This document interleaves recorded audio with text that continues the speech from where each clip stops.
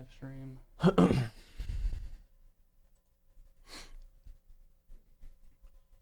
We're gonna be live, double live. Double live. Does that exist? Oh. Double live. What? We'll let it run over here for a minute. The coffee will be my camera. We'll just fucking We'll fire Andrew. Is that nitro brew I bought you? Yeah, this nitro brew's got me feeling some kind of way, buddy. Whoop. I asked him to put a little bit of. You might actually need Andrew. Special stuff in there. Put some steroids in here. Mm. I can't believe you didn't get me one. Yeah, I didn't want to get you one. Thanks. We didn't invite Andrew. What happened? Well, I found out he's been stealing Quest bars, so. Dude, I didn't know we were selling those. He's been. I literally caught him stealing Quest bars that we sell From our store? from our store. Is it stealing if I didn't know they were on sale? Yes, you can't plead Now- ignorance. Here's a question for you, and this is loaded. Is it racist that you found him stealing? No, Is this a racist situation? because I didn't Is accuse this racial? him of it. Is this racial profiling? No. If I had known a Quest bar was gone and I just went up to him, being Hispanic male, and accused him of it, that is different versus me looking over and holding a Quest bar in his hand. This is really opening up a big can of worms right here Yeah, because this is a bad circle we can go down. Well, because the thing was, I'm eating it, and he just stares right at me. He's like, where did you get that? Instead of just assuming maybe I detective purchased it technique. somewhere. Yeah. it seems. I mean, just in general, Jewish people seem to always have the upper hand in everything. Well, And this seems like another case. we short, fat. You gotta have. I mean, we have a lot of bad things going for us, so we need to, have some things on our upper hand. But great beards. Yes, Andrew, hairy. yeah, was this an act of desperation or what happened? Well, Walk us through your day and what led to this stealing of the Quest bar. Gotcha. Well, I was the second person to walk in the gym. So he was late. Okay. Hey, Already digging a hole. great job always being second place. Yeah. Continue. Well, the only other person that was here before me has already left, and I'll be here probably longer than anybody else. Okay. Oh, now he's talking trash. Okay. Just calling my shot. Now he's getting sassy. Yeah. No. Well, I'm in between houses right now because we're moving, so I don't really have everything ready to go He's just for breakfast. sounds like he's throwing money around, buying houses and shit. Yeah, that power project money. That's right. Anyway, so so far, I didn't so have good. anything to eat for breakfast. Made some coffee while I was here. Grabbed a Quest bar. Little did I know, I was borrowing a Quest bar, not stealing. He was. How much are Quest bars? He was at the final bite. Like he was already working his way down. What flavor was it? I have it right here. It was cookie dough. Yeah, oatmeal chocolate chip. But I had another my one, favorite and I put it back. Not the oatmeal chocolate chip. Yeah. Damn. All right, peeps. I'm shutting this down. We're going live on YouTube. Yep. YouTube. It's a YouTube Power Project. Make sure you go check it out. YouTube Power Project. Mark Bell's Power Project on YouTube. Go check it out. Sayonara. Are you live right now? Yeah, we're currently live. We are still live. Don't worry. We're still live, but we're on the YouTubes. All right, I wanted to pop on here today to talk to you guys about the Power Project. We've kind of just been rolling right through it. We've been steamrolling right through it, and we've been firing out a lot of podcasts lately. We're switching over to doing all of them live. The only ones that won't be live are the ones that have been recorded already, which are ones with Chuck Liddell and a few other people that you're going to see coming up soon. I'm really excited to roll some of those out, and I just didn't want you guys to get all confused on what's live and what's not and what's this and what's that. All you need to know is that you're going to get fucking smashed with a lot of information and a lot of stupid shit from me and from the Power Project. Now, it used to be called Mark Bell's Powercast. We have switched that shit up. We have dissolved that. The Powercast was great. We did it for about 4 years. Yeah, 4 years. Did it for about 4 years. We built up a tremendous amount of advertising, built up a ton of fans, and I appreciate all you guys that have been sticking with me, that have been following along from the very beginning. But this format gives us the freedom to move and to get into some other spaces that we weren't able to get into before, just because the podcast before was kind of cumbersome. The fact that it wasn't live was kind of frustrating to me, and I wanted to be able to upgrade the podcast just as we upgrade everything around here. The gym has never stayed the same from day one. The gym started out in somebody else's gym. We started renting out space from somebody else in the very beginning. We then moved the gym to a smaller facility across the street from a Hmong funeral home where they were like slaughtering chickens and doing whatever the hell else they were doing, sacrificing cows and shit like that. And every step of the way, everything has always gotten better. Every step of the way, powerlifting has always been the backbone of what we do. The only thing that we've done recently that's been a bigger change is we have gotten out to more people. We have gotten out to the general public more. And so therefore, we occasionally have to talk about shit that the general public wants to hear about, rather than just talk about meathead powerlifter stuff all the time. But it still is the backbone. And the only thing we've really done that's been the biggest change and the biggest difference has been we've added stuff. We're adding stuff all the time. We're not subtracting anything. You can still go on our site and you can still see, you can still go on our YouTube channel, our Super Training 06 YouTube channel that has been around for a long ass time. And you can still see a lot of powerlifting. Every once in a while, you might see a profile on somebody that is doing something a little bit different than just powerlifting. But for the most part, you're still going to see a lot of guys from Super Training Gym loading up some heavy benches, some heavy squats, some heavy deadlifts. From time to time, you're going to hear me talk about my war on carbs. From time to time, you're going to hear me talk about a ketogenic diet, because that's the kick. That's what's going on right now. And I've lost a lot of weight. And I'm trying to share that information with other people, and I'm trying to share that information with you guys. Just as I've always done from the beginning, I try to share the stuff that I'm doing. I try to share what I think is cool, and I also try to monetize it. And I'm not afraid to say that. Anybody with half a brain can realize that. Anybody with half a brain can see that. Go back and watch some of the old videos of me squatting 900 pounds, 1,000 pounds, and being on a quest to squat 1,100 pounds. You'll see early versions of compression cuffs that I later turned into products that I now sell. The reason why I sell it is because I think it works. I think it's effective. And I'm never going to back down, and I'm never going to slow down with being somebody that's going to sell products. I have products. I feel that they're good, and I'm going to get them in front of people. And if that means that I have to sometimes feel like a fucking idiot and feel like a dork sometimes to do it, that's just part of who I am, and that's part of what I have to do. I really don't like doing that. Well, that's what keeps the lights on. I mean, the whole reason we can do the podcast and have the YouTube channel and have the staff that we have is because we have products to sell. That's what keeps everything moving forward. If we didn't have those things, it'd be chasing $1 every day. Yeah, I honestly, genuinely don't like doing that. Like, I don't like, I went into a gym in Davis and promoted the slingshot push-up. We talked about that a lot, and I went in there and had a bunch of women that mainly do like yoga and spin. They exercise, and some of them were fairly fit, but their strength level was not high. Yeah, I can imagine. Yeah, and I brought in some hip circles for them to try out. I brought in some slingshot sports for them to try out, slingshot push-up, and they used them. They liked them. It was successful. A lot of girls that couldn't do a push-up can now enjoy doing 5 push-ups, 10 push-ups, and now over a period of time, they can work on doing push-ups in the slingshot push-up, and then even venture out of the slingshot push-up and have the strength to do regular push-ups. Did you feel pretty salesy when you were doing that, or was it once they threw it on, did it click? Did some of them, because sometimes at the trade shows, like at the Arnold, someone might walk up, they're a little skeptical. Have you heard of slingshot? Have you ever tried one out? And they go, I'm good. I can bench 315 or it's always 350, 350. And you're like, oh, just come on back. Let me throw it on your arms. Try it out. And you put it on, they do a couple of push-ups, and they instantly pop up, and they have a smile on their face, and they're like sold, right? Like all I had to do was put it on their arms and have them do a push-up.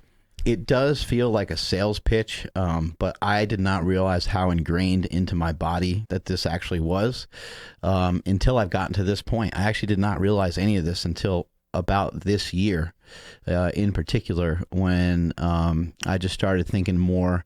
I started thinking about my dad's relationship with my son, my relationship with my dad, my relationship with my grandfather, and my dad's relationship with his grandfather. And then it just kind of hit me.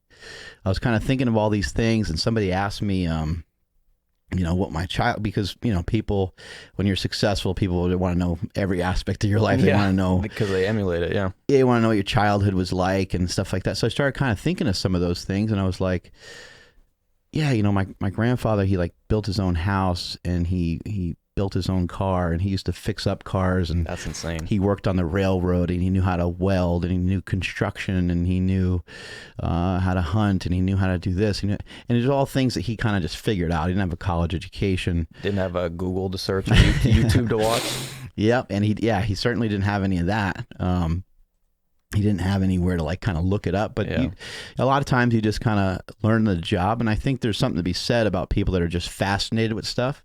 They just tend to learn things pretty fast. And he was somebody who's always tinkering with stuff, always trying to figure out stuff. But another thing that he did that was ingrained in me from the time I was a kid, he was always promoting.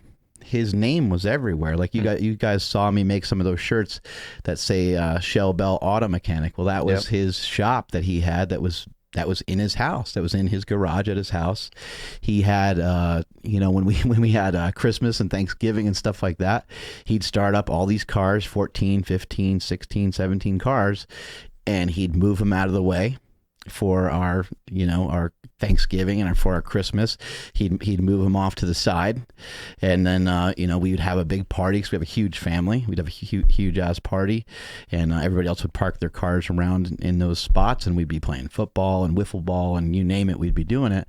But out in front it said Shell Bell Auto. He back in a time when it wasn't easy to get like a sign, like he would make all this stuff himself. Yeah.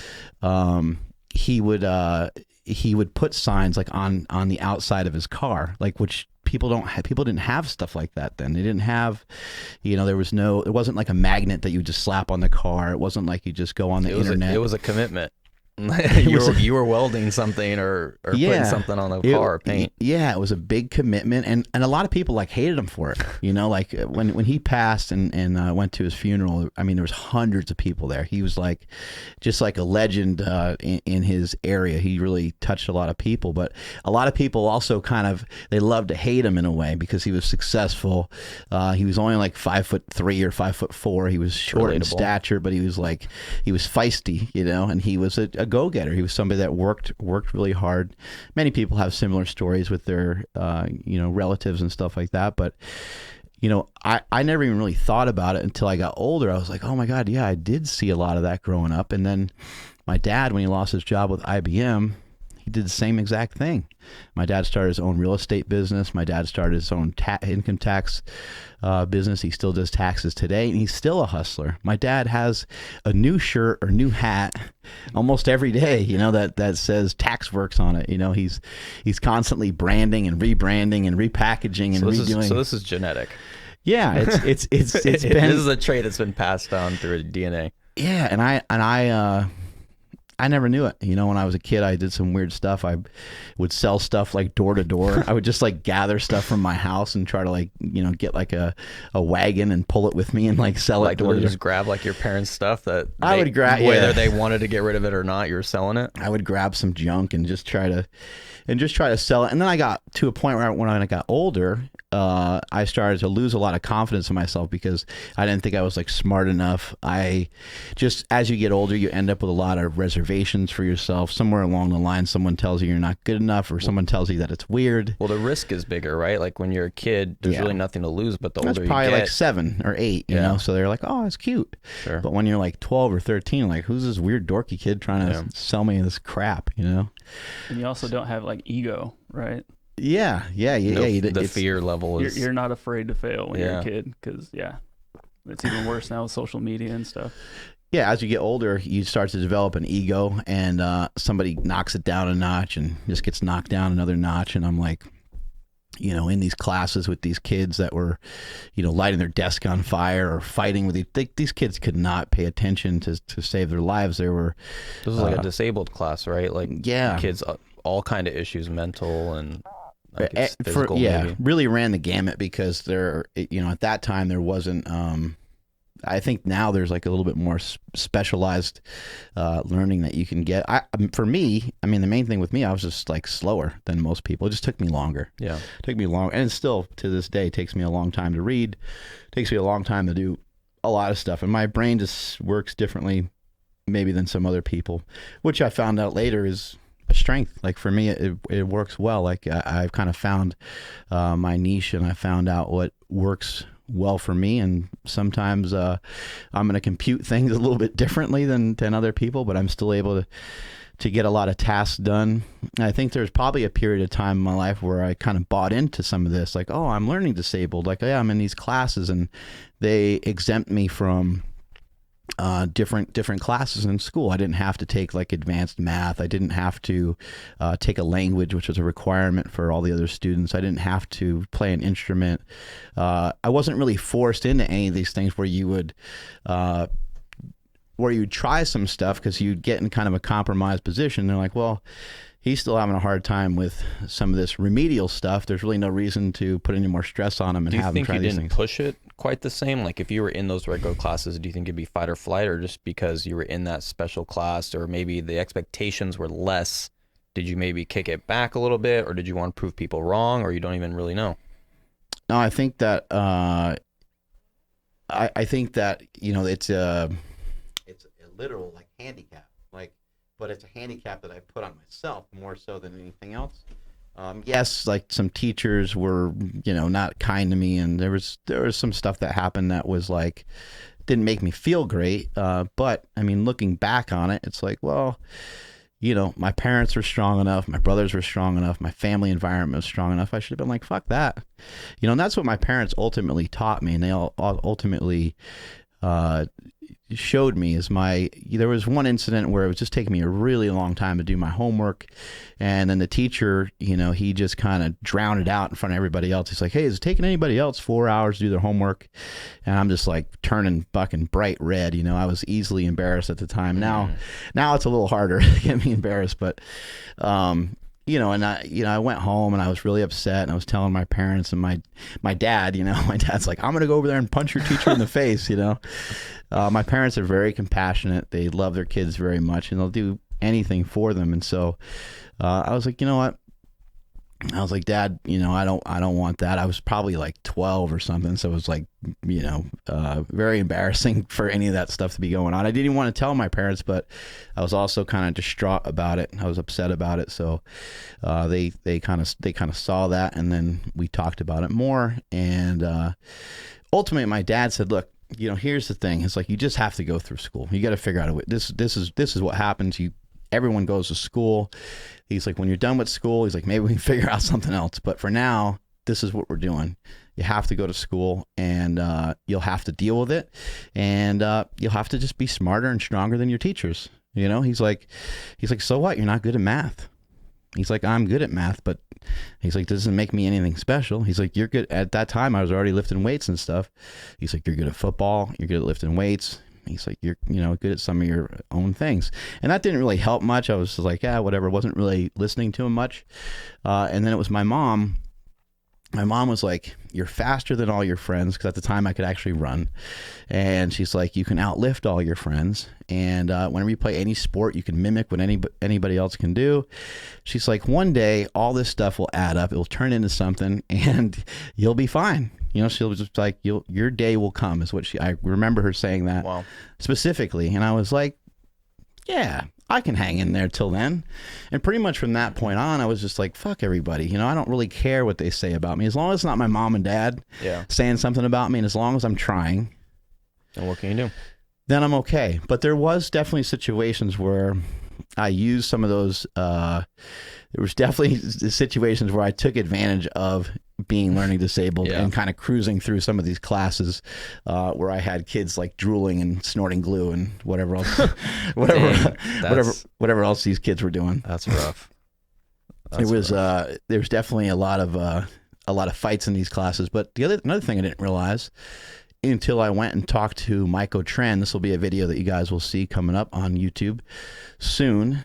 We had a great interview with Mike O'Hearn, and Mike O'Hearn flipped the script on me, and he started interviewing me. Didn't see it coming. But Mike had a similar upbringing, had very loving parents. He grew up in a really big family. He had like, I don't know, 8 or 9 siblings or something like that. But he grew up with a learning disability as well. And he was like, hey, he's like, I got a question for you. He's like, you were in some special classes and stuff, right? And I was like, yep. And he's like, yeah, me too. And he's like, you ever stand up for any of those kids? Like, you know, like anybody ever pick on them? I was like, yeah, absolutely. And I never even thought about any of that. But some of that, you know, some of that nature of like wanting to be stronger and wanting to be able to like right or wrong for somebody else that's getting like teased or picked on. And some of those things were definitely a part of my upbringing. I mean, I used to see it all the time, just kids are going to pick on people that have kids are kids. Kids are going to pick on people that have problems. I mean, it's just, I don't blame them because I make fun of people too. Yeah. We're all judgmental, right? As you get older, you learn to do it more. I mean, do it less. Do it behind closed doors. Do it behind closed doors. But yeah, those are all things that ended up being traits that kind of ended up molding me and ended up, you know, kind of turning me into, I guess, whatever the fuck I am today. Anyway, I wanted to share some of this stuff with you guys because I want to show you guys that the Power Project is going to be a little bit different than what you've seen in the past.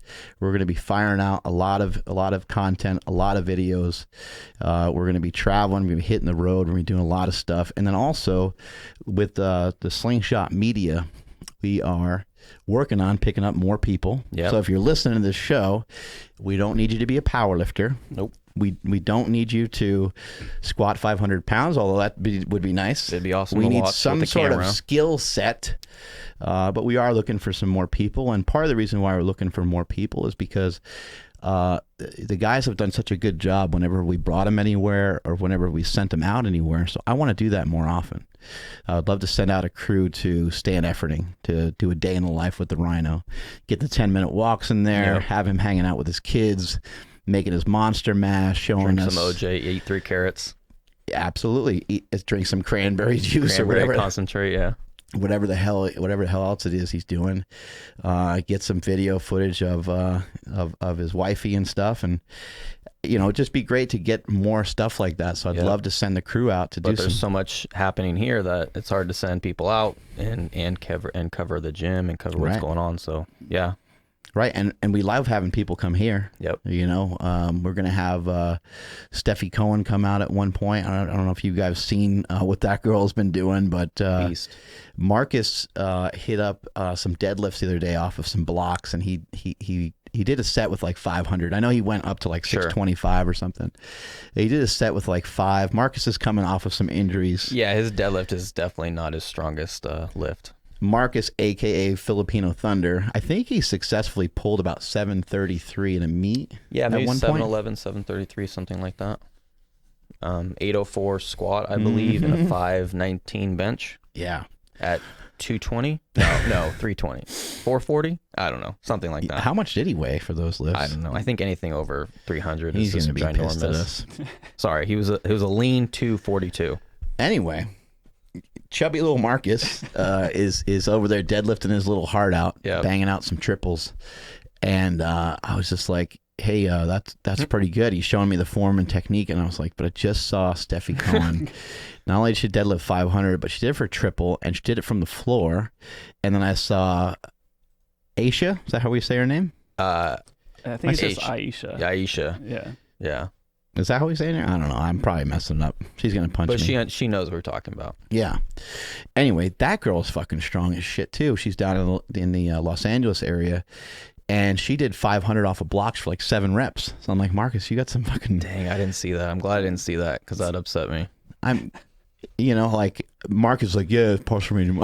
he will never just acknowledge something. And he'll never just be like, great. No, he'll always have like, oh, well, that was from blocks, or they had a deadlift bar or straps or The worst. If you can think of it, he'll come up with But it. you're like, it's a girl. Yeah, that's a third your size. No, somebody was telling, I think it was Jessica, saying that one of her friends made it to the NFL, like going on and on. Oh, like, yeah, that he was hit great. Me up, and That was like, great. you know, he's in the NFL now, and then from across the gym, yeah, but he's on the practice squad. Dude, Yep, hater. yep. He's the Like, ultimate hater. Dude, he's he's on an NFL team. Like, how are you gonna hate on somebody for being, you know? Yeah, he's Marcus- not cream of the crop, but he's Yeah. he made Marcus it that far. recklessly coming in last minute, diving right towards your the back of your kneecap to just take your ass out. Be that guy.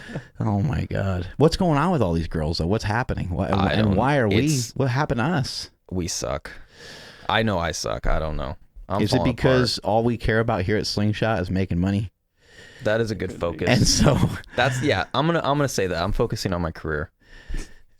and I'm that's choosing to not be strong. I'm making that conscious decision. we want to look pretty and we want to make more money. So I need to focus on that part too. we've reduced the Pop-Tarts and we reduced the pizza. We reduced the donuts. Well, Wicked West Pizza, I think I actually Now, found. you go to a place. They relocated. I'm starting to hear reports that you go to a place almost every night, Okay, well, and you have ice cream, like this ice cream donut. it's an ice thing. cream donut. You can put some toppings. I've asked repeatedly for a punch card, but they will not give me one because I had gone there pretty often. I'll say this just flat out: I would never be caught dead at a place like that. I took you once. Whoops a daisy. And you I tried to took get me you to go once. with you. I've invited actually almost was- everybody to come It with actually me. was really good. I think I got like cookie dough ice cream inside of it or something. Yeah, so they take a donut, they cut it in half, like really high quality ice cream, toppings, and then they seal it back up and warm it up. Holy So shit. the extra fat move to do though is once you get all the toppings on top, there's a bunch of overspill. Oh, as soon as you said extra fat, Yeah. as soon as you said extra fat move, Marcus just slid right into the room, Yeah, you got all fired Naturally. up. and his big old wide face just lit up. Well, he's trying to keep that 242 frame. I wonder if he's hearing us on the live feed and he's starting There's to get no pissed. way. There's no. Oh, but he's Now he shaking his came in to head. put pressure on us. So we I don't- forgot that other people so in we the don't- building can be watching this. So we right don't. now. Yeah. So we don't want to talk about him anymore. It's a Yeah. disadvantage of being live. Yeah, we should have shut that out for a minute. Yeah, we're Jesus. fine. At least get a little delay going. Yeah. Yeah, we're watching Steffi in the animal cage right here. Is it Stephanie or Steffi or what do we got going Her on name's here? Stephanie, but goes by Steffi, Steph. It's all about Instagram, so I think it's Steffi. You know, all Cohen. these girls too that think- Smokey has been working. Jesus, 5:30. If I just said, "Hey, girl that out deadlifts me," she'd be like, "Hey." Smokey Smokey has been working for Slingshot for quite some time, and he's been working with a lot of these athletes. And something that we traditionally do here at Slingshot is we just completely ignore whenever the girl has like a boyfriend or husband. Sure. Yeah, yeah. So we just go right to them. So with Steffi Cohen, we've been working on getting her out here. The Yeah. problem is that Hayden wants to come along with him. Hayden With who? her. Yeah, that's what I'm saying. Hey, Yeah. Hayden who? Yeah, that's what we're talking about. Yeah, I don't know who that is. So they own a gym together, right? In Florida? Yeah, Hybrid Performance, I believe, out in Florida, out in Miami area. I think it's relatively new, maybe like 6 or so months. 545 deadlifts. There's no way she's going to get this. Well, kind she of has weight. straps on, so. straps and sumo. Did you say strap on? That was kind of rude. But it was and sumo. Yeah. I mean, you know, I don't really understand what's going on, but the improvement in powerlifting has been crazy. The amount of weight people are moving has just been absurd. And then also to see in the animal cage, I think it was done conventional, but I think Dan Green deadlifted 900 conventional With no belt. with no Yep. belt, but maybe he had straps. Yeah, he or had, something. he had straps. There was a couple people that were like, oh, he had straps. It's okay. So he 20 pounds. I mean, what? But Dan Green's coming off of some like vicious injuries. He's yeah, been in the last couple of years, he's kind of seemed like he's been coming back. Then he got injured, coming back, got injured. You remember he for a while was just on a tear. He was breaking every I think this record that there last year, was. maybe. I believe 220 and 242, Yeah, and this he is would. for 865 right here. Jesus. I don't think this is this year though. Yeah, he's known for his sumo deadlift, and he's Dan has huge legs, a huge lower body.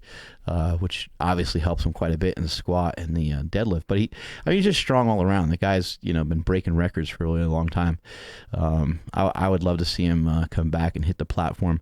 Powerlifting needs more people to continue to push the sport, and when you have people that are jacked like that, I think it helps a lot too. Like somebody like Larry Wheels is like that kid came out of nowhere. Remember that? Do you remember early on when Larry Wheels was lifting with Stan and they both deadlifted like 700 for a rep or two? Yeah. It was like forever ago. And now it was at what, 8 something, or? I think he did 900 also. Maybe in training, but he's benching over 600. I think he benched 615. I think he's like 23 if I recall, or something around there. So that's pretty huge. That's a pretty big jump. He looks a lot like yourself. I mean, very similar. Physique-wise, similar. Small physique. Waist. I yell power in that deep voice as well while people are training. Everything's all tapered in. Waist is tiny. Yep. Shoulders are huge. Stage ready. Cock's real strong. Yeah. Mediocre. Not really. Not that strong. Middle. The lifting that's been going on is just insane. And then to really cap things off, having Forsaken Warrior Steve Johnson and Rob Hall go head to head, back and forth. 600 pounds for 63 and 65 reps back to back. I think it took like an hour and a half. I really don't understand that. Remember we had Kaylor Woolham here in the Mexican wrestling mask in the luchador in that deadlift battle back and forth. But and that went on for quite some time. But this was just insane, and I think the rest intervals were pretty short too. Yeah, I think they try to keep it to 30 seconds between lifters. No, I mean, it's insane to watch these guys lift. The speed that they do stuff, I can't figure out how to lift 225 that fast. Yeah, very explosive. There's we got our boy Higa Monster in there. He's always in the animal cage. He's always there every year. Yeah, he was on our plane on the way back from the Arnold. Did he have 2 seats? I didn't check. Southwest make him get 2 seats. We got to get him on the podcast. He's got that thickness going on. That'd be dope. Yeah, his daughter does softball. They've been out here a few times.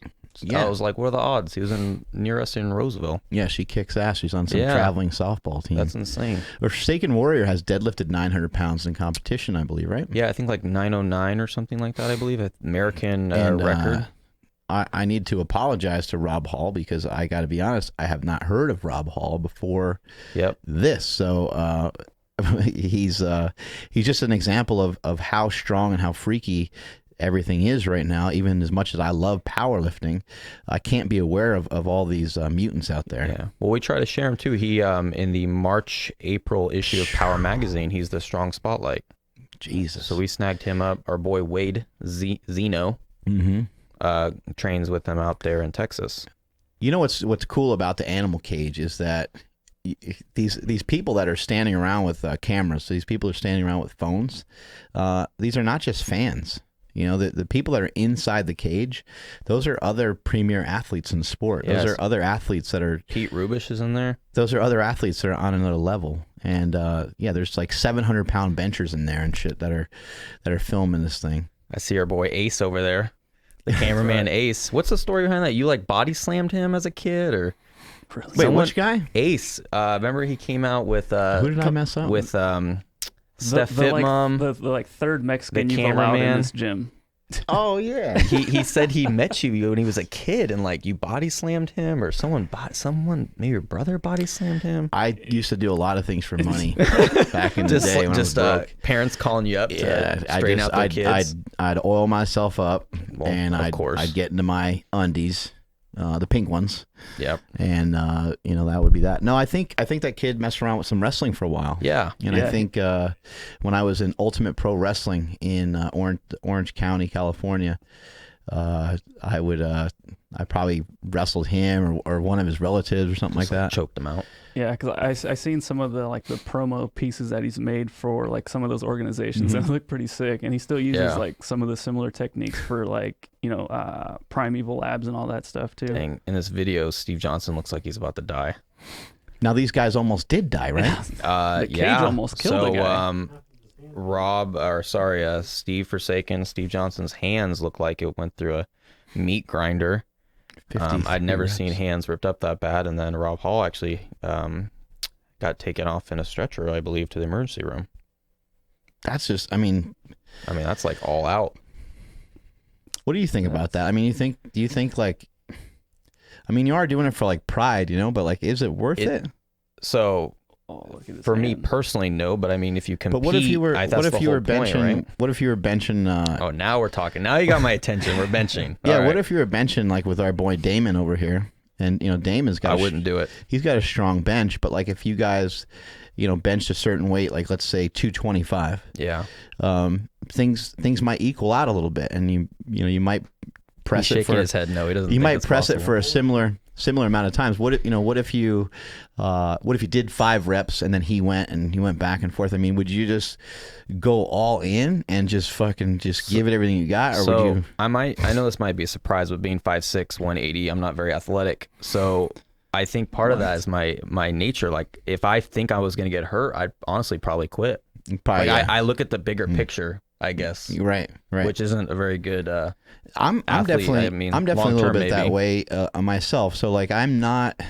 I think that everybody always thinks you need to be like ultra competitive, and people use the word competitive as a positive, and I think sometimes it can actually be a real negative. Well, Sometimes people are like assholes because they're competitive. sadly, look at Rob. I mean, he got hurt. Who knows if that affects his work or affects his family for the next couple months, or maybe medical bills. Sounds ridiculous, but he legitimately could have died from doing. I mean, this has a tremendous impact on your heart, and it's cool. It's fucking awesome for somebody to have that kind of determination. Beyond impressive.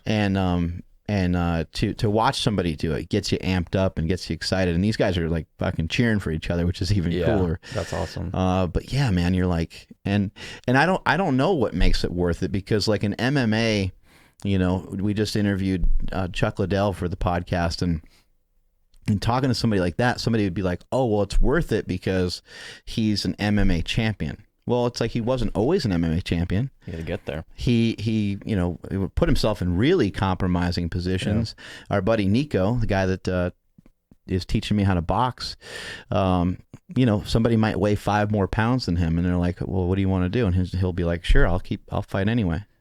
And that literally happened. I was with him pre-fight, and they told him, hey, come in at 135. So he made the cut, and then he gets there, and they're like, oh, sorry, your opponent's going to come in at 145.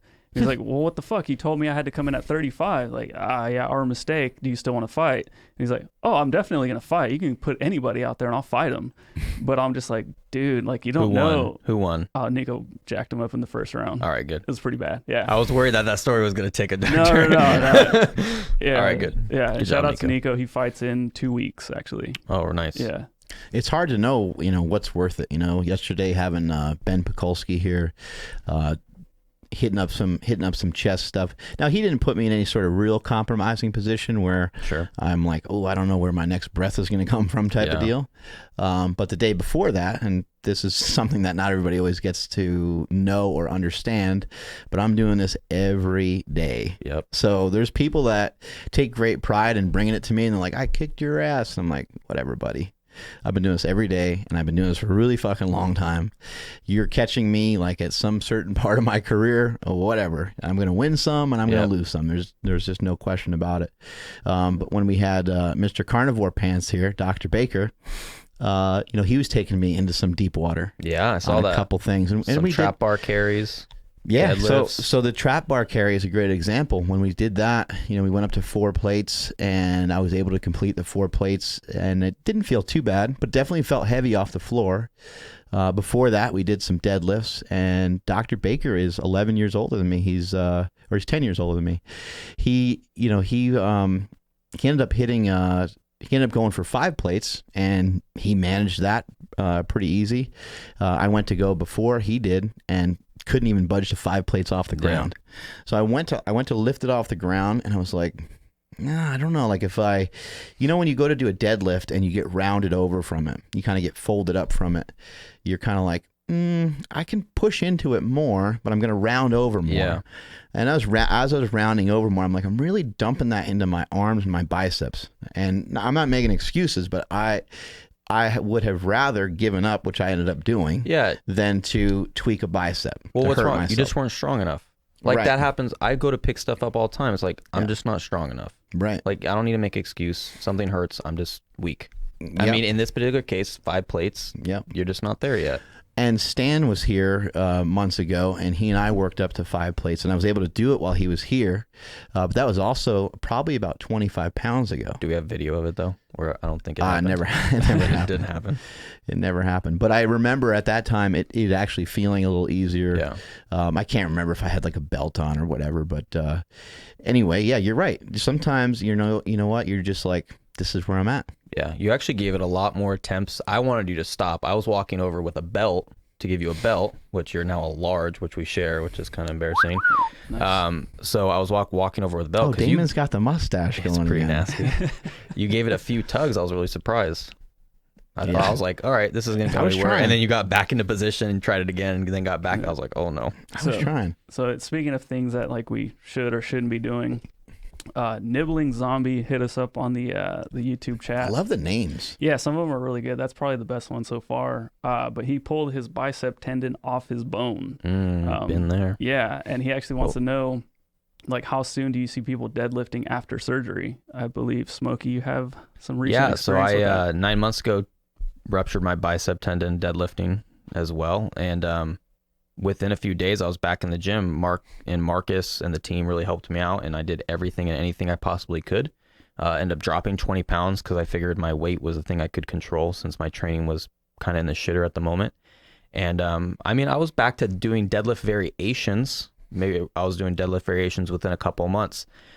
With the bicep tendon, they're not reattaching it, they're attaching it to your bone, to a different location. So They attach it down into like the forearm. yeah, so right? the bicep tendon actually, and that's what I was deadlifting, and I strained my forearm, and I was like, oh, thank God it's not my bicep. That's like literally the first thing I thought. I'm like, oh, sweet, my bicep's fine. Yeah. Just my forearm's strained, and sure enough, that's where your tendon goes. And so the doctor was really adamant. Hey, sit 12 weeks, don't push it. 12 weeks, don't push it. So week 2, I felt great. That's awesome. So I pushed it, and I thought I retore my bicep tendon. And I remember being on my motorcycle in the driveway where I probably shouldn't have been doing 10 weeks or 10 days out. And I thought I tore it, but that shook me so bad that I chilled out. But I was back to deadlifting within, 10, 12 weeks, double overhand. It's important to note that you went to a doctor Yes. immediately. Went to the emergency room immediately. Went to the emergency room that day. Yep.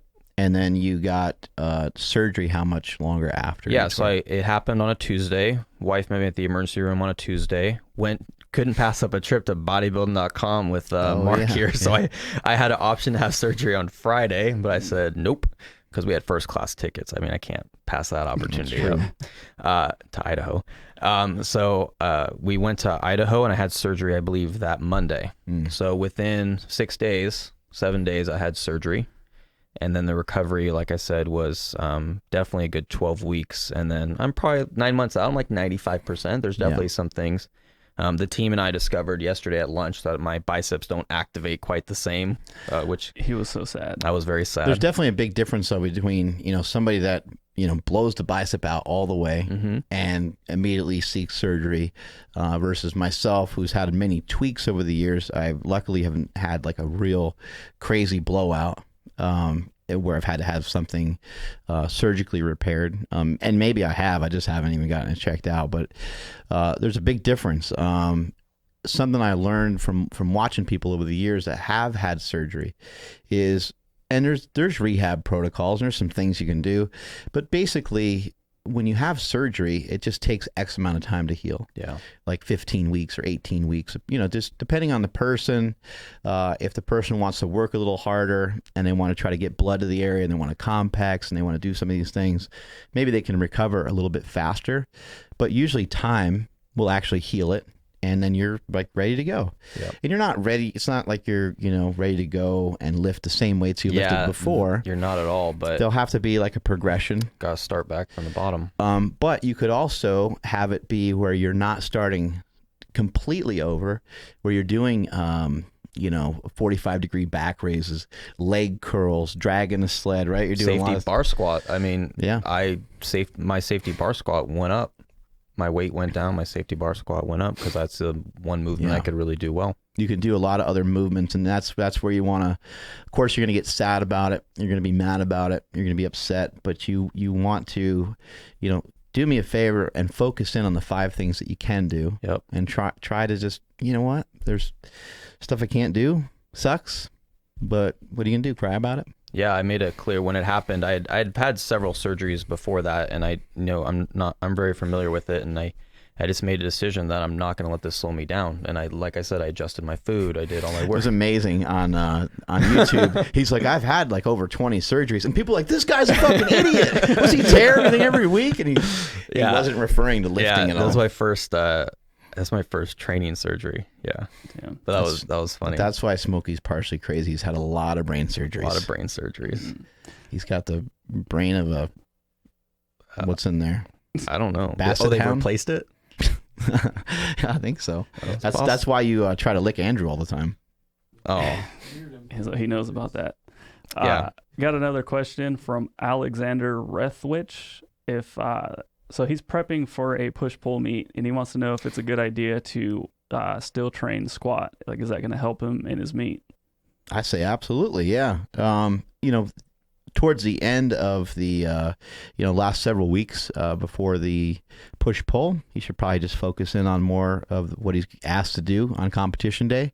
But in the meantime, might as well keep squatting. Just have a squat in there once a week, just to keep the movement and just so that you're not, it's not so new to you when you get done with the push-pull meet. A lot of times squats can help with deadlifts too. Yeah, so actually when I got hurt 9 months ago, I was training for a push-pull meet, and I had been safety bar squatting up until my last 12 weeks, and then I'd stopped squatting completely. And I actually think it hindered me because I wasn't breaking parallel. I wasn't moving the same. My getting in position for bench was more difficult. My lower body strength was harder. Yeah. I actually think it hindered me. I think it would have been better off maybe doing a safety bar or a cambered bar, something where my shoulders aren't being jeopardized. You broke our cambered bar, though. I did not break it. I was just the last to use it while broken. 2 separate things. I don't know. We do need to get that fixed, though. Yeah. I'm mad about it. You don't squat, Damon. It's the only bar I can squat with. Now he has an excuse. Now Damon has an excuse not to squat. Rob Edwards just wanted to, let us know that he's watching this instead of working. He's all the way in Edmonton. Is he fapping? Hopefully. Johnny Carpenter, he said he's joined the War on Carbs. And Hey. Yeah.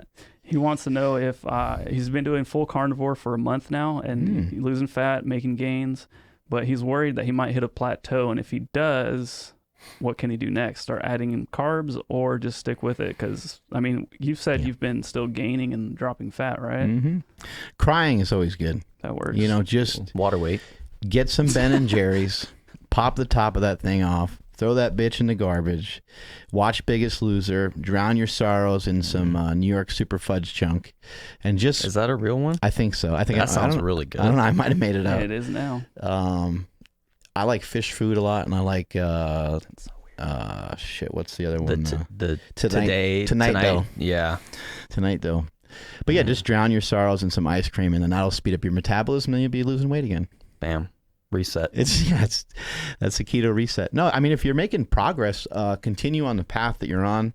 I kind of feel like as I go through the ketogenic diet for over a year, pretty much straight now, it's starting to feel like I'm finding out these new discoveries, but I think that the discoveries, even though I am sharing them with everybody, it feels like the discoveries are a little bit unique to myself. So I do try to take my time. I try to be responsible with sharing the information. So there's some stuff that I've been doing more recently where I try not to just share it right away because I'm trying to see how it affects me. I've been injecting all of my steaks with tren and growth hormone and insulin to try to see the response. Is that before or after you cook them? It's both, yeah. Oh, before. It's like the season. It's before and after seasoning? It's before and after. Or marinade?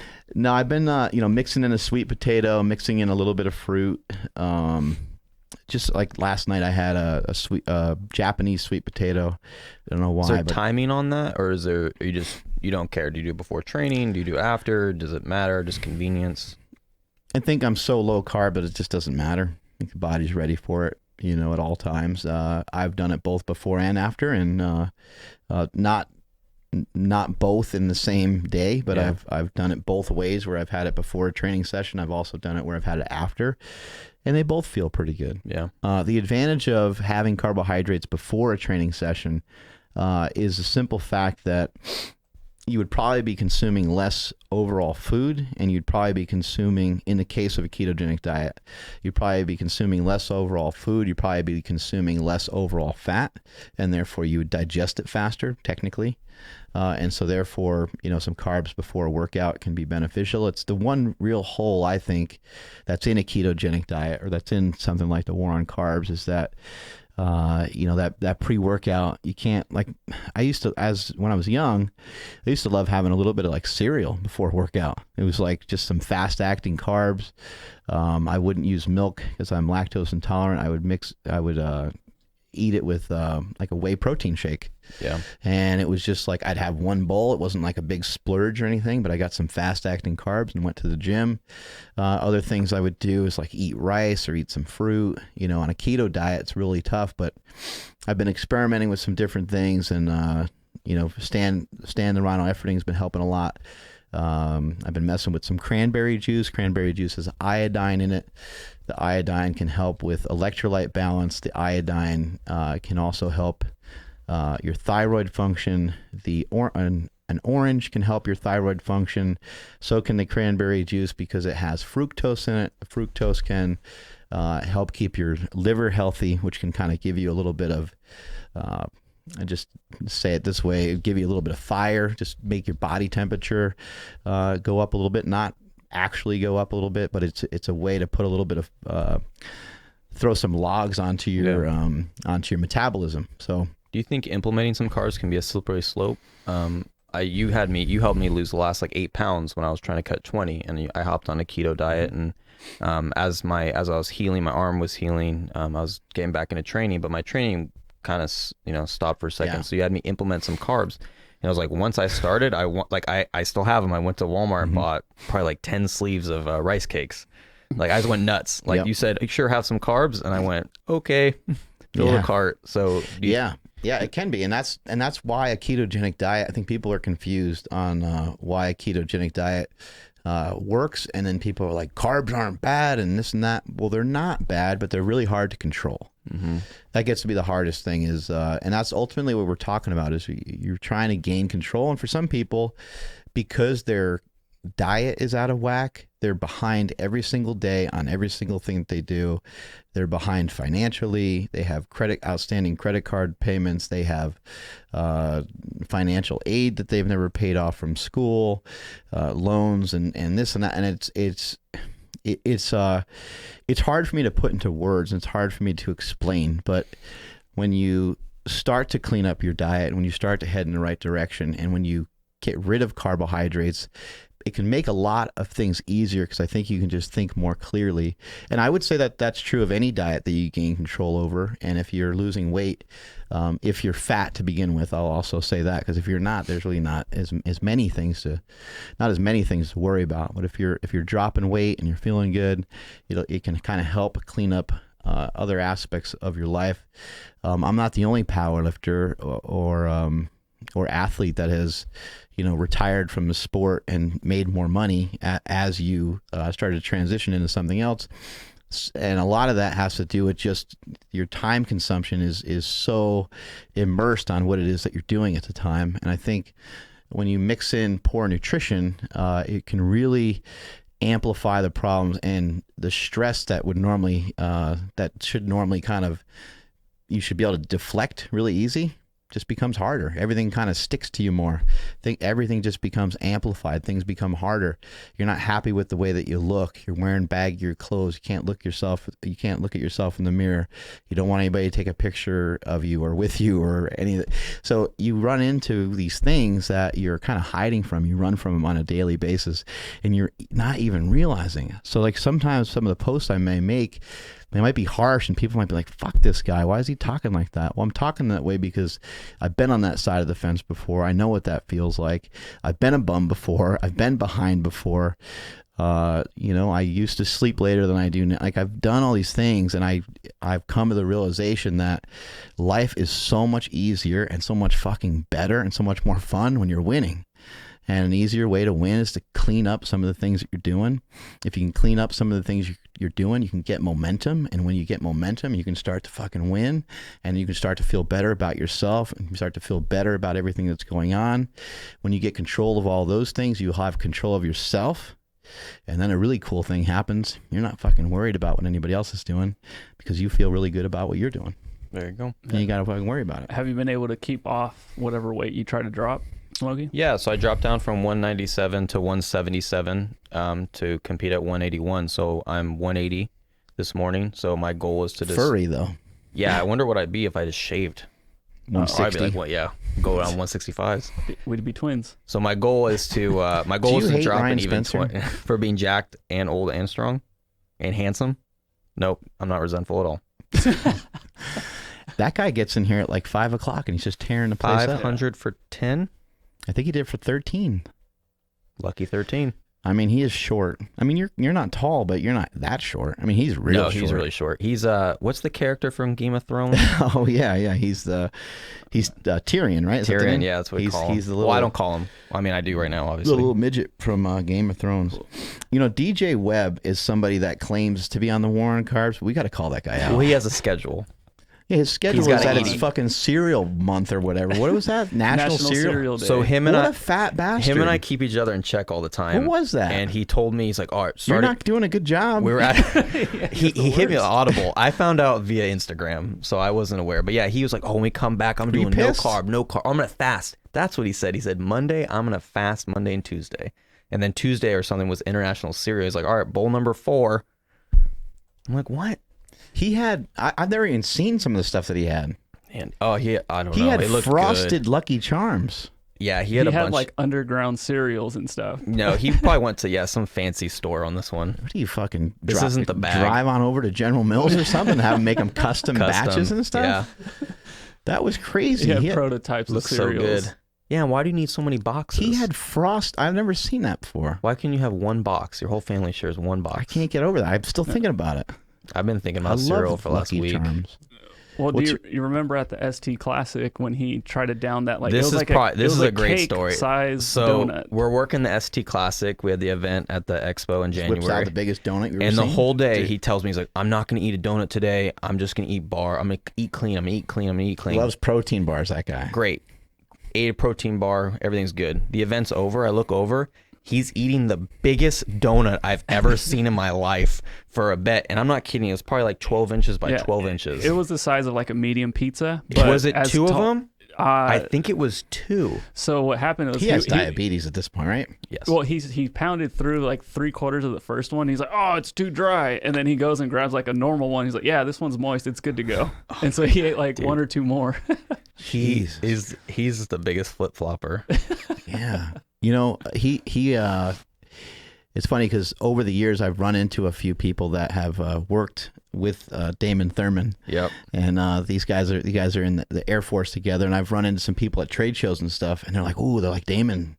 It's like he's tough, and Damon's pretty quiet around us. I mean, known the guy for a long Unless time. he's yelling at you for taking his weights off his bench. He'll get in the mix here and there. He'll talk some shit, but he's relatively quiet. Does his work, comes in, trains hard, has huge pipes, right? Yep. Brags about him. Brags about him a little bit. Sets up our fan. Fucking goes on. No big deal. Goes on his way.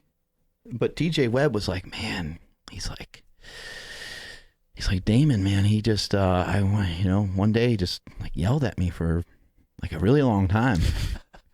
And I was like, one day, he's like, well, it was a couple times. And I was like, well, what's a long time? What do you mean? He's like, for like 2 hours.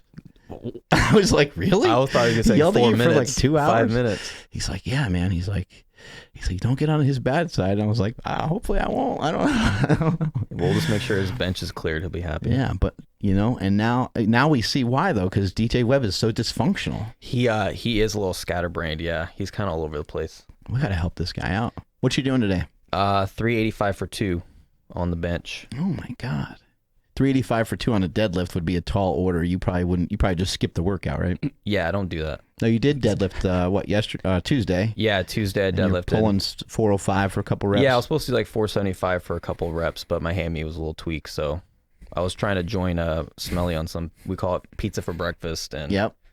who would have thought walking with dumbbells in my hand would have eaten up my hammy like that? So, Guys, whenever you're trying something new, even if it's something that's not that new, you've done those workouts with us a bunch of times before.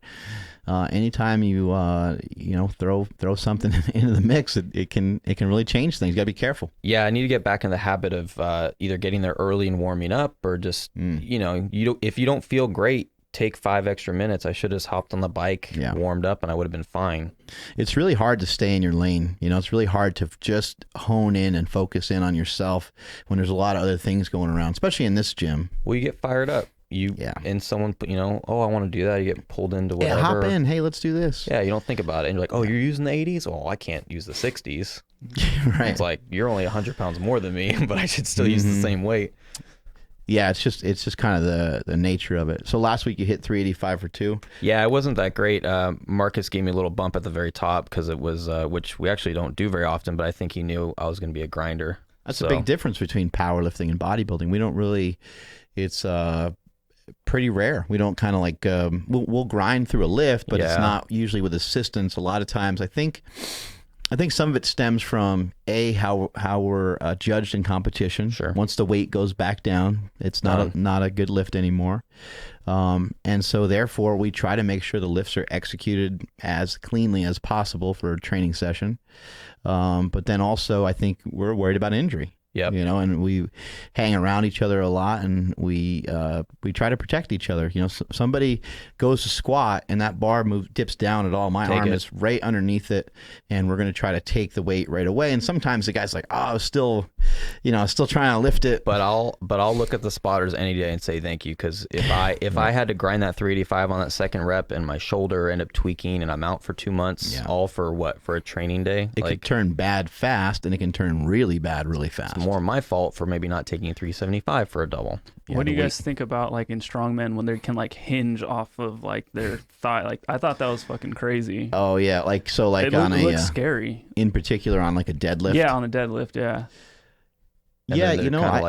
And tractoring it like they hitch the weight up, or they kind of like edge the weight up, their body, they lean there, they edge it. Yeah, well, because I seen Shaw's homie Andy, they were the day that they were training, and I thought he was gonna die. Like were you there that day? Yeah. It was in Shaw's garage, and like I'm like, oh my god, like, oh, that's weird. He's just like trying to grind it out just for like. But that's normal. But yeah, I didn't know that was normal. So like, I don't. Like I said, I seriously thought he was gonna like fucking rip his arms off. Yeah, people will go as far as to kind of tuck their hips forward and drive their knees forward, almost like a hack squat. To like catch it. They'll catch the weight on their quads. They'll pause there, and then they'll re-pull and re-pull and re-pull, and sometimes they end up with this crazy hitching type thing.